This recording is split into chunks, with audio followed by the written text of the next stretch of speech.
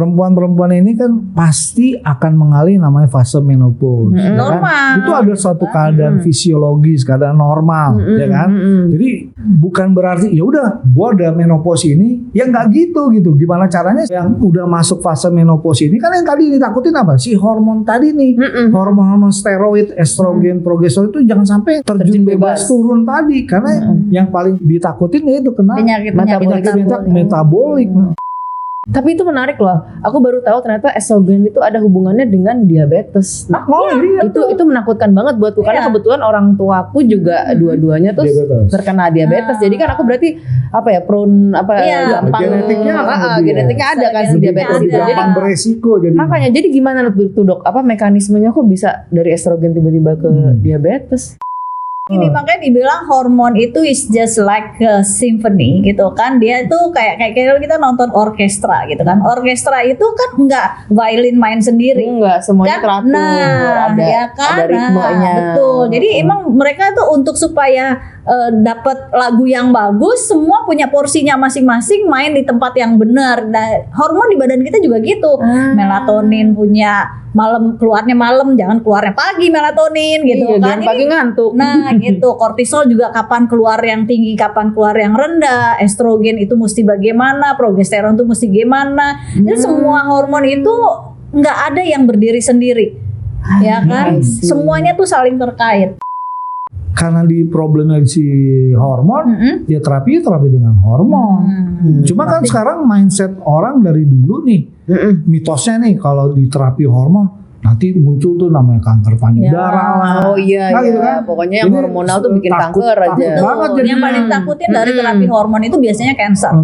Iya, aku dengar juga gitu. Nah, gitu. Jadi kan ya udah deh, pasrah aja deh. Jadi karena takut tadi. Sekarang nggak usah takut kok, apalagi sekarang ini terapi hormon pada ibu-ibu yang menopause ini, yang perimenopause atau menopause ini bisa kalau diterapi dengan ada hormon yang mirip dengan apa yang dihasilkan dari tubuh kita sendiri. Jadi bukan yang hormon yang sintetik.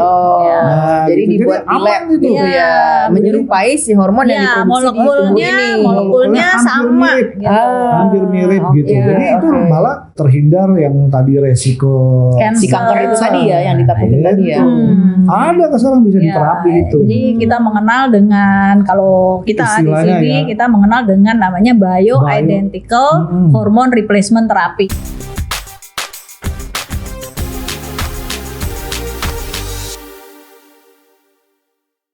Halo, ketemu lagi di episode kedua Dr. House Podcast yang ngebahas perjalanan menopause sehat.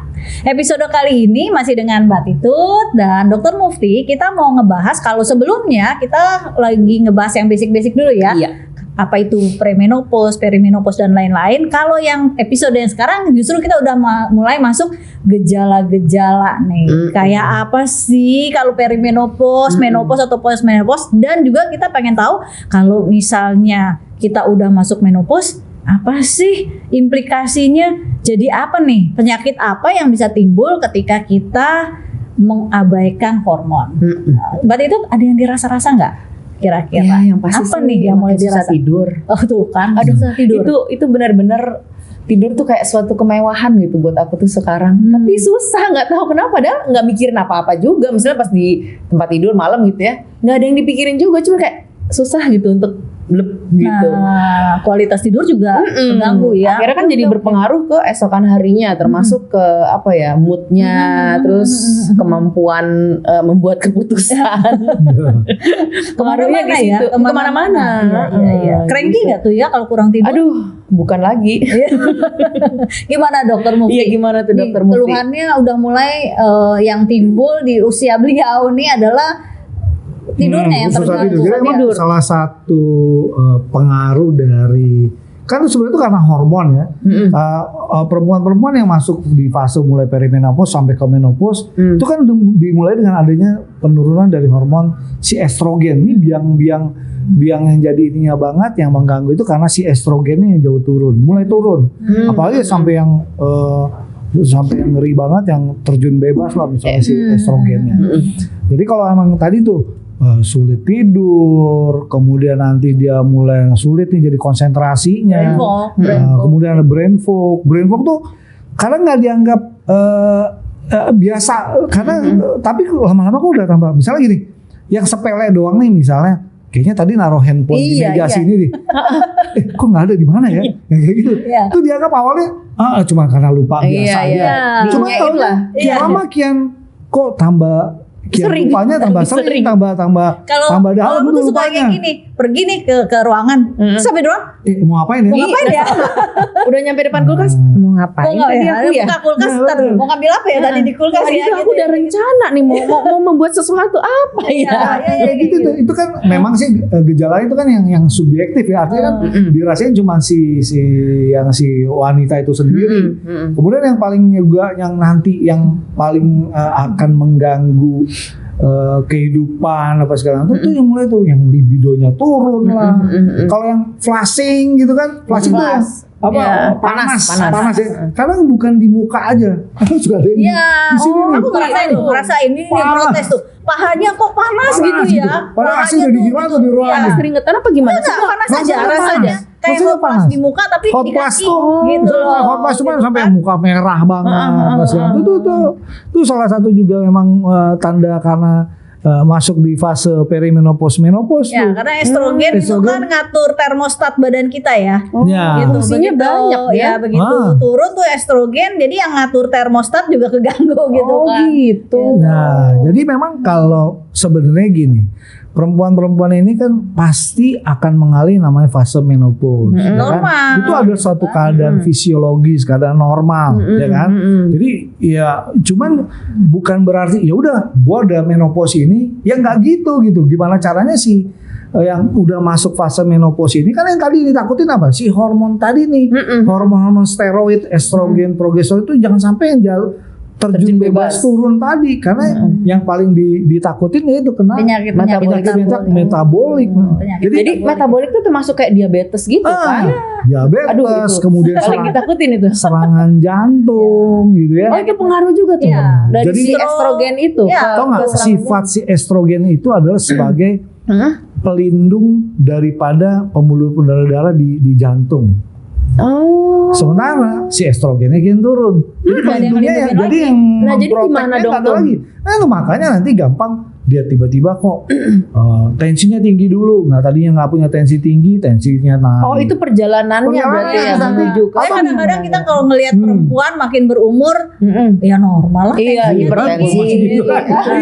Anggap tuh biasa. Kita menormalisasi gitu loh. Ya kan padahal itu bisa diatur gitu ya. Diperbaiki gitu. Jangan sampai karena yang tadi dibilang memang udahlah dok namanya semua perempuan kan akan mengalami menopause gitu kan. Ya enggak, benar memang itu keadaan normal. Cuma gimana caranya di fase menopause itu si perempuan ini tetap menjalani hidupnya tetap berkualitas, tetap sehat gitu. Jadi enggak cuman terima keadaan apa adanya, orang itu bisa diperbaiki. Kan nggak tahu misalnya yang paling ngeri lagi apa? Osteoporosis. Iya. Dia tulangnya rapuh. Yang biasanya pakai high heels yang 12 cm nih, tiba-tiba kepelituk dikit nih. Aduh, krek aja ya. Patah tulangnya gitu kan. Jadi itu banyak tuh pasien-pasien yang kebetulan ada pasien saya tuh. Jadi memang kebetulan dia terjadi menopause dini malah. Dia cuma gara-gara lagi ngepel doang, pleset dikit doang, padahal cuma dikit doang. Patah kakinya. Aduh. Jadi emang itu perlu di maintain kalau bisa diperbaiki. Dan semua berpikir ya udah kalau misalnya biar nggak osteoporosis ya banyak minum susu ya, kalsiumnya jalan gitu. Katanya sih gitu 10.000 langkah gitu ya nggak bisa. Bener nggak sih? Nggak cukup. Iya tetap kita lakukan itu tapi nggak cukup. Berarti itu sebagai tools ya, salah satu yang membantu untuk tetap aktif gitu ya dok ya si jalan itu ya. Karena si estrogen tadi gitu. Jadi estrogen yang dibenerin. Tapi itu menarik loh, aku baru tahu ternyata estrogen itu ada hubungannya dengan diabetes. Itu menakutkan banget buatku karena kebetulan orang tuaku juga dua-duanya tuh terkena diabetes. Jadi kan aku berarti gampang genetiknya ada kan si diabetes itu. Jadi beresiko jadi. Makanya jadi gimana tuh dok? Apa mekanismenya kok bisa dari estrogen tiba-tiba ke diabetes? Ya, sebenarnya gini, estrogen itu tadi udah banyak ya kerjanya yang dijelasin dokter Mufti. Tapi ada satu kerjanya diabetes itu kerjanya estrogen itu sebagai antiinflamasi di badan kita. Makanya dia jagain pembuluh-pembuluh darah tuh di jantung, di otak, di ginjal, hampir di seluruh tubuh kita. Dia ngejagain pembuluh darah kita. Tapi ketika dia itu turun, nggak ada lagi yang jagain, sehingga kita tuh prone to inflammation. Badan kita gampang mengalami inflamasi. Peradangan ya. Gampang mengalami peradangan. Di mana aja, di setiap sendi, di mana-mana. Ya, mungkin ada bilang, aduh frozen shoulder nih kalau udah itu juga bisa ya? Lah itu kan inflamasi di area maksudnya bisa juga pengaruh dari si estrogen itu kan? Estrogen yang turun itu gampang inflamasi mulai dari sendi manapun gitu inflamasi, atau ada yang gampang UTI ya? Ya gampang infeksi saluran kencing ya. Iya, jadi gampang, jadi nggak ada lagi yang jagain karena dia bersifat antiinflamasi. Nah, ketika badan kita ngalamin inflamasi, insulin dulu dong naik. Oke. Sehingga insulin yang tinggi terus menerus badan kita nanti mengalami fase di mana kita sebutnya insulin resistance. Kalau insulin resistant terus-terusan, ya kan insulin keluar aja terus gitu kan. Lama-lama pankreas kita juga lelah. Akhirnya dol aja akhirnya kan nggak semua orang perisasi peptide kan. Betul. Ya, cuma tiba-tiba kok insulinnya udah cuman segini nih produksinya gitu. Berarti sebetulnya si insulinnya itu sebelumnya tuh udah boros banget ya karena si inflamasi tadi ya. Inflamasi itu terjadi karena si estrogen yang turun itu tadi ya. Nah, makanya salah satu caranya gimana caranya kita avoid inflammation kan. Nah, estrogen kan udah tahu nih mulai turun. Nah, kita udah mulai lifestyle kita yang ke arah anti-inflamasi. Mulai dari tidur kan, tidur juga gini kayak lingkaran setan, tidur kurang inflamasi estrogennya meningkat, inflamasi lagi gitu kan. Terus ada hormon juga yang berkaitan dengan tidur kan, progesteron, benerin dulu nih, balance dulu progesteron, kortisol, estrogen semuanya. Jadi sebenarnya jadi jangan, kadang-kadang kita nyingkirin hormonalnya ya. Hormonalnya tuh nggak kita tengok-tengok. Kita begitu ada yang susah tidur nih karena udah berumur, dipersingkat, dipermudah, disimplify dengan kasih aja obat tidur. Kasih suplemen atau obat tidur gitu udah yang tidur. Padahal di balik itu ada masalah hormon yang harus diselesaikan ya. Betul. Jadi kita cuma simptomatik gitu, hanya melihat berdasarkan gejala ya. Iya, harusnya root cause-nya. Nah, kan kadang-kadang dokter ginekologinya juga ya udah sih nggak apa-apa. Namanya kan udah tua juga emang tidurnya udah mulai kurang. Iya, kebanyakan sih gitu.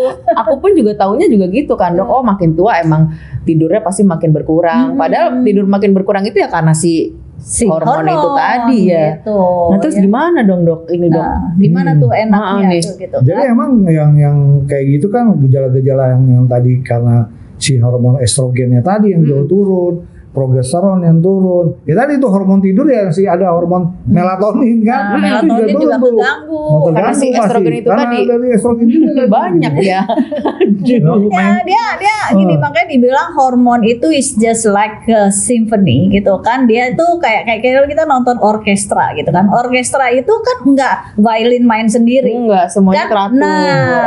Ada ritmenya. Betul. Jadi emang mereka tuh untuk supaya dapat lagu yang bagus, semua punya porsinya masing-masing, main di tempat yang benar. Nah, hormon di badan kita juga gitu.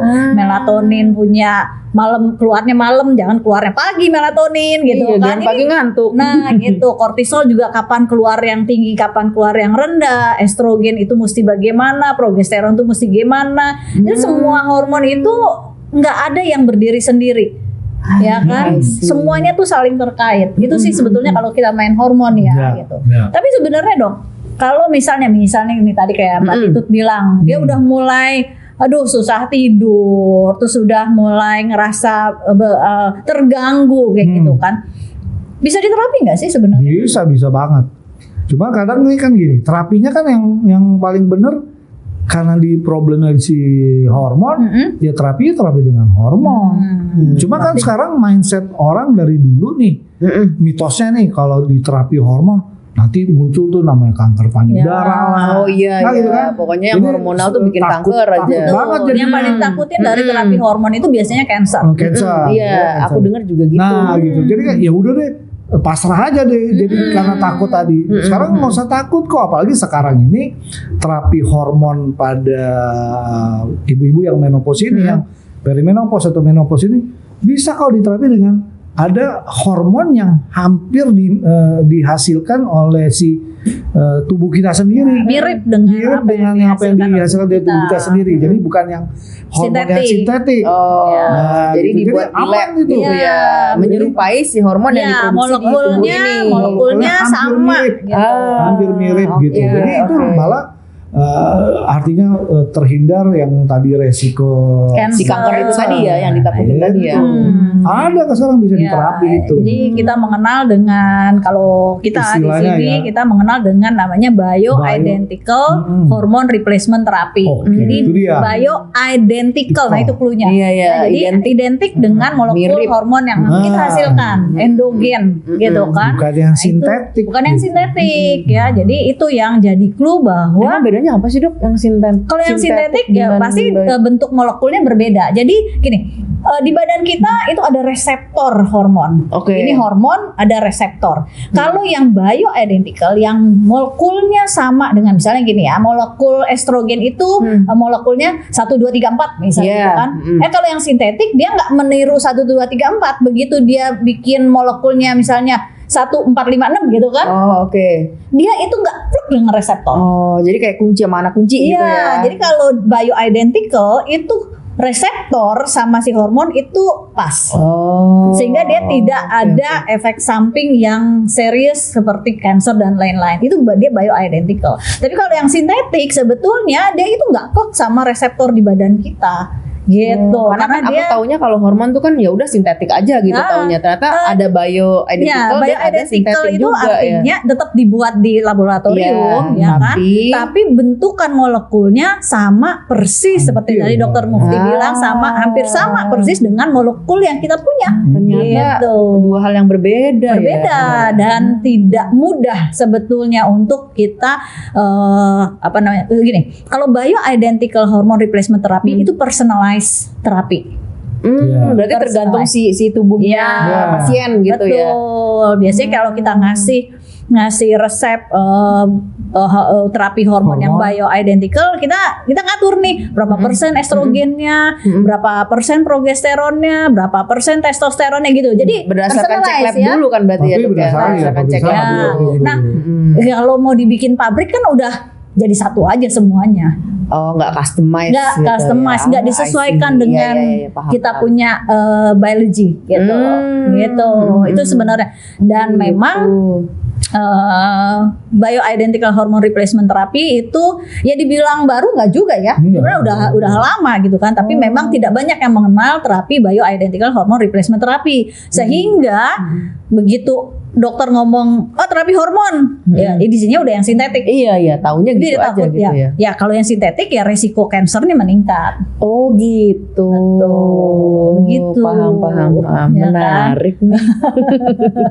Ya, dan kalau hormon replacement terapi sebetulnya yang terbaik adalah ketika kita memberikan terapinya mengikuti produksi hormon sehari-hari, daily. Ya kan, jadi biasanya kan dipakai dalam bentuk krim ya. Ada yang krim, ada juga yang oral ya, kayak progesteron ya, mikroprogestin ya, mikroprogesteron yang oral malam diminum gitu kan. Nah, diminumnya daily gitu loh, karena dia ngikutin kayak progesteron yang sama. Ya, gitu. Jadinya jam-jam keluar hormonnya kita ikutin. Gitu. Jadi walaupun estrogen itu secara alamiah akan menurun dan hormon-hormon lainnya secara alamiah akan menurun, tapi kita bisa mengupayakan supaya dan nggak mahal juga. Nggak mahal juga. Mahalan periksa labnya soalnya. Oh iya, itu benar.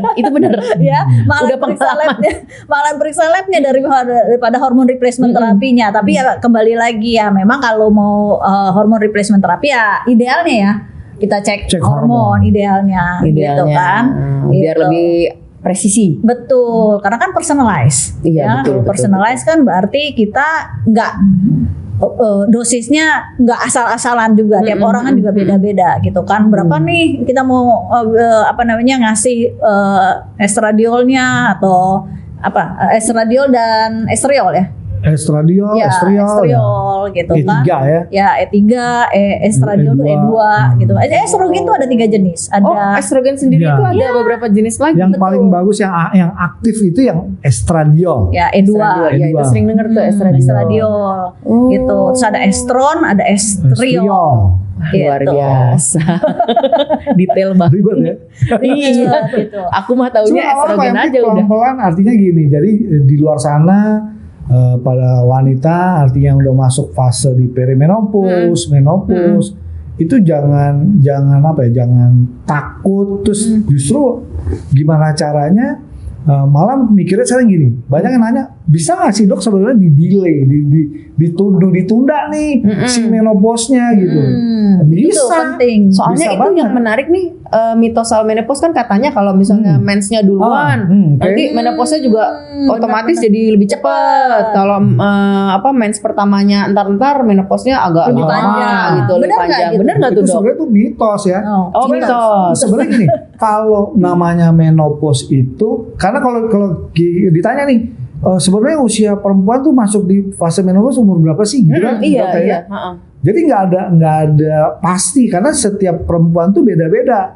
Karena tergantung dari Iya, gaya yang menentukan hidupnya. apa? Oh, gaya hidup yang Lifestyle menentukan. jadinya. Jadi kayak tadi misalnya dia ternyata mensnya cepet nih, menars kalau bahasa kedokterannya, dia pertama kali datang menstruasi misalnya, taunya cepet banget nih, Umur 9 gitu atau 10 ceritanya. tahun ternyata dia udah mens. menstruasi gitu ya. Oh nanti dia akan lebih cepet nih Iya. menopause-nya. Gosipnya kan gitu, Dok. Gaya hidup dia bagus. Misalnya yang paling penting banget apa? Selain bisa tidurnya bisa artinya deep sleep ya, di 6-7 jam lah ya. Waduh. 6-7 jam kurang lebih ya. Luar biasa. Kemudian yang paling penting lagi apa? Dia bisa mengendalikan si stres. Itu dia. Mengendalikan stres, Stresnya ya. bisa dikendaliin. Sekarang siapa sih orang yang nggak punya stres kan? Oh iya. Cuma gimana caranya stres itu bisa terkendali. Betul.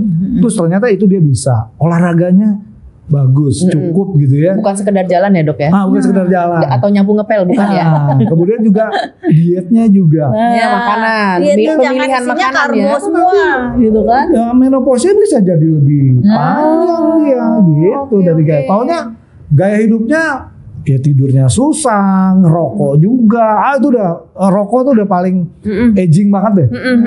Perempuan-perempuan yang merokok pasti agingnya akan lebih cepat tuh. Oh gitu. Terjadinya menopause-nya. Kemudian selain tadi makan lagi tuh yang nggak dijaga. Apalagi sekarang banyak yang gula-gulaan, karbo-karbo, goreng-goreng. Benar. Yang enak yang begitu. Ya Insulinnya boros. Boros sama Enak. insulin Terus gitu. murah lagi kan? Ya, Gampang. Iya, sering promo. Kita tuh kadang gini makan asal kenyang. Iya.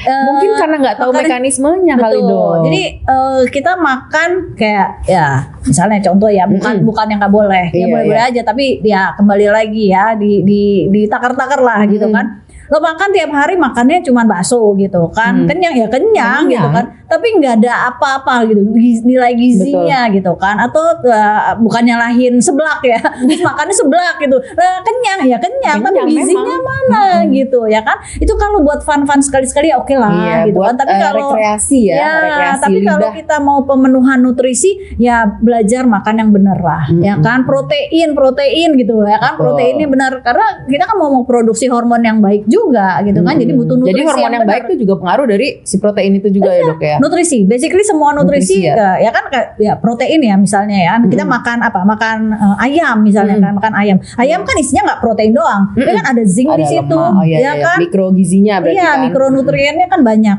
Nah itu kayak contohnya zinc itu dibutuhin banget untuk produksi hormon gitu kan, jadi kita butuh zinc buat apa? Butuh testosteron gitu kan, perempuan juga butuh testosteron misalnya gitu kan. Nah kalau taunya makannya cuma seblak terus ya dari mana dapat zincnya gitu Ya kan, bahwa protein asam aminonya mana, nggak ada gitu. Jadi nutrisi yang benar juga itu menyokong untuk tadi menunda menopause. Begitu juga sebaliknya ya, misalnya dia mensnya di usia 12 gitu kan, udah agak telat. Jadi katanya menopause-nya lebih lama. Tapi ternyata gaya hidupnya terutama si stres itu ya. Betul. Berarti sebetulnya stres itu nggak apa-apa ya. Asal bisa di-manage. Asal bisa di-manage ya. Gitu. Yang karena nggak mungkin sih emang nggak kena stres tuh nggak mungkin sih. Sehari-hari, apalagi zaman sekarang. Namanya juga hidup gitu. Iya, namanya juga hidup pasti stres. Benar. Ya katanya nggak punya stres orang gila doang. Olahraga juga kan sebetulnya bentuk stres juga, tapi tidak berkepanjangan, itu yang penting ya. Kan kita memanage stres, bukan menghilangkan stres. Iya, stresnya tetap ada tapi di manage gitu, bisa kita manage. Yang kayak gitu sih. Gitu. Jadi udah nih tadi kan terapinya dibenerin dengan dilihat hormonnya. Tapi sebenarnya ada lagi nih terapinya. Ada lagi. Ada. Apa tuh, Dok? Itu dengan peptide. Nah, ini jagonya peptide. Yang fase-fase mulai perimenopause, menopause tuh bisa tuh. Iya.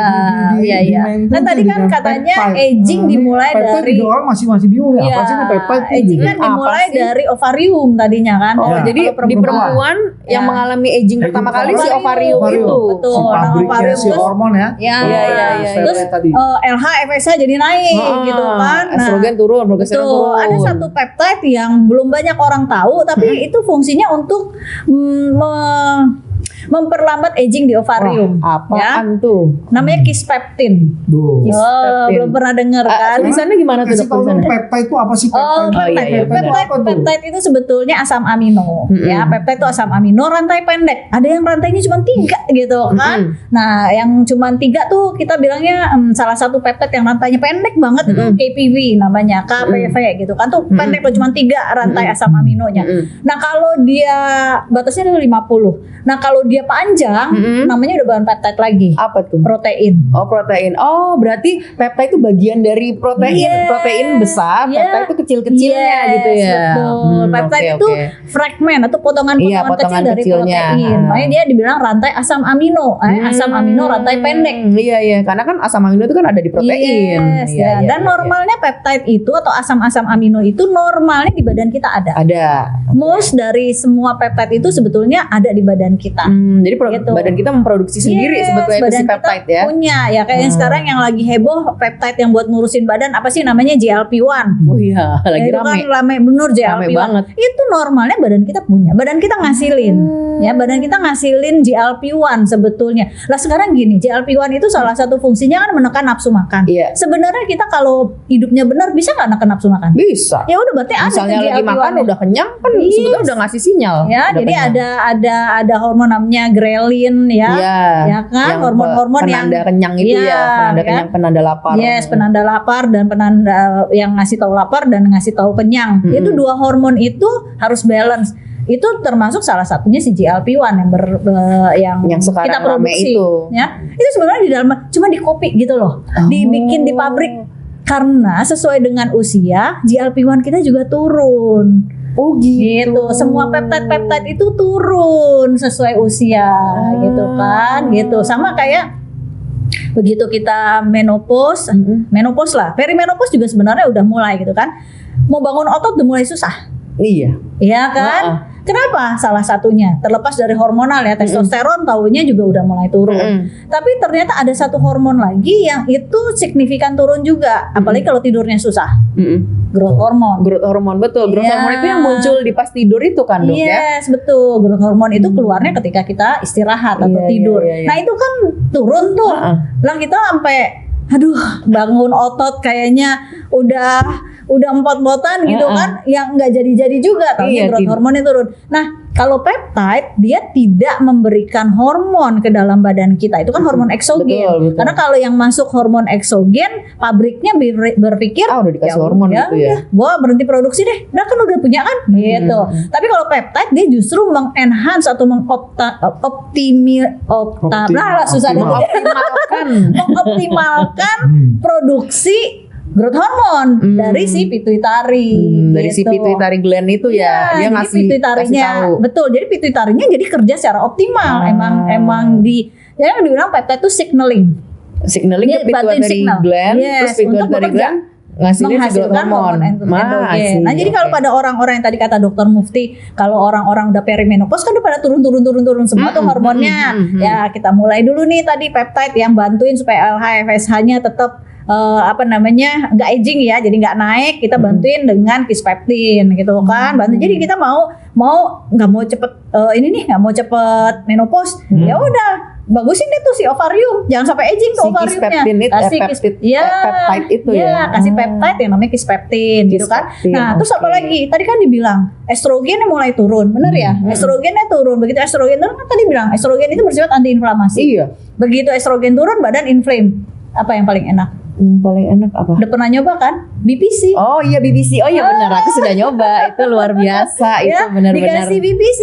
BPC itu singkatan dari Body Protective Compound. Jadi dia bersifat anti-inflamasi. Nah, jadi pada wanita-wanita menopause yang prone to inflammation, kita kasih BPC untuk menjagain supaya tulangnya nggak pelituk sana pelituk sini gitu kan, nggak frozen shoulder gitu kan, terus nggak inflame badannya. Kalau nggak inflame berarti insulin kan nggak. Oh iya, kaitannya gitu. ke situ ya. Kemana-mana kalau BPC gitu. Jadi dia juga benerin pencernaan BPC itu, karena kan dia emang sebetulnya diproduksi dari gastric juice, ya kan. Terus dikasih apa lagi gitu kan? Banyak banget sebetulnya ya, tadi ada CGC, pamorelin buat benerin otot. Terus ada satu lagi peptide yang emang kerjanya nih perempuan-perempuan paling seneng nih, biar kolagennya nambah, mukanya jadi kenceng, plumpi gitu kan. Tapi dia sebetulnya nggak cuma sekedar permukaan, tapi juga dibenerin ligamen gitu kan. Nah itu kita sebutnya GHKCU atau Cooper peptide gitu. Tuh kalau udah mau main di peptide banyak. Laki-laki juga sebenarnya hampir sama lah gitu. Tapi perempuan tuh lebih kepo lah kalau nggak mau tua gitu. Iya, ya kan? gitu deh. Kayak gitu sih sebetulnya. Tapi emang aku udah ngerasain pakai BPC tuh kan lutut kiriku tuh memang ya pokoknya ada aja gitu kan. Apalagi kalau misalnya aku abis leg day gitu ya, langsung kelip lampu di kota. Suntik BPC surprisingly tuh langsung mereda. Besokannya tuh udah mau squat lagi, mau nih hayu gitu. Iya. Itu biasa itu sih itu emang. BPC itu bisa dibilang peptide yang paling awal. Ya, peptide yang paling awal sebenarnya enggak. Salah. Peptide yang paling awal sebenarnya ditemuin beribu-ribu tahun yang lalu, lebay ya, beribu tahun yang lalu. Yang paling awal itu adalah insulin. Insulin itu adalah peptide. Oh, insulin itu peptide. Iya, insulin itu adalah peptide. Itu adalah peptide yang paling pertama. Ya kan? Jadi kalau sebenarnya sekarang kita ngomong peptide, ilmu baru ya enggak. Berarti gitu, penggunaan peptide itu udah lama ya. Iya, cuman kan orang enggak peptide-nya cuman itu aja gitu loh. Ya kan, insulin itu adalah peptide. Ya, jadi kalau ada orang bilang tuh, peptide itu nggak FDA approved. Nah, terus insulin FDA approved nggak? Insulin nggak FDA approved? FDA approved. Gitu. Oh iya. Iya kan, terus emang pasien-pasien diabetes nggak dikasih insulin? Iya, buktinya pada dikasih. Iya, kan? Terus ya peptide katanya FDA against dengan peptide. Betul. Terus Ozempic apa kabarnya? Iya. Ozempic di approve ya? Di approve dong. Jadi it's a matter, you know that, kalau menguntungkan ya, gitu. Menguntungkan untuk atau merugikan untuk siapa gitu ya. Jadi jangan kita lihat jangan kita lihat begitu dibilang peptide kayaknya alien gitu loh. Karena kan patokannya itu dia, tapi kan nggak FDA approved. Terus risetnya di manusia katanya nggak banyak. Gitu. Aku mah pakai BPC pokoknya seneng banget. Gitu. Nih Dokter Mufti udah ngerasain pakai BPC ya. Dulu apa? Kenapa di belakang ya? Ya. Bilangnya kalau orang awam saraf kejepit. Pakai BBC aja udah. Aku juga dengar loh di podcastnya Huberman, dia lumbarnya juga katanya kenapa gitu ya. Dia pakai BPC juga ya. Ya udah hilang tuh. Iya. Dia dulu sampai pakai itu ya, korset. Pakai korset. Saya kalau misalnya operasi yang rasanya cukup agak lama gitu ya, nggak bisa tuh, harus pakai korset. Terus pernah lagi tiba-tiba kambuh. Lagi di poliklinik, padahal lagi duduk, lagi periksa pasien, tiba-tiba kambuh sakit yang luar biasa sampai pasien saya suruh stop dulu, saya suntik dulu analgetik ya, biar ngilangin sakitnya. Sampai saya takut banget nih, bener nggak sih nih ada saraf kejepit? coba di MRI segala macam ternyata ya nggak sampai yang saraf kejepit gimana lah gitu ya, masih bisa. Tapi sakitnya luar biasa. Sakitnya benar-benar saya nggak bisa. Dulu minum obat painkiller terus gitu ya. Sekarang udah motoran lagi. Sekarang bisa touring berjam-jam gitu kan. Jadi artinya bisa dibenerin tuh. Iya ternyata tuh nggak serta-merta dikit-dikit kayak Dokter Mufti analgesik atau apa dulu gitu ya. Ya memang kalau sifatnya lagi emergensi banget kayak gitu kan, kok tiba-tiba sakit banget tuh. Oh udah terpaksa analgetik dulu kan. Cuma kan nggak mau juga kita tiap bentar minum analgetik kan. Ternyata pakai peptide, udah sekarang nggak pernah kambuh lagi sih. Ya jangan lah. Ya jangan lah dok. Aku juga nih udah oke, udah jangan kambuh lagi. Iya, oke, berarti kita lumayan nih pembahasannya di episode kedua, jadi agak kemana-mana nih sampai ke peptide gitu kan. Mudah-mudahan bisa membantu ya perjalanan menopause sehat dengan podcastnya Dr. House. Terima kasih. Terima kasih.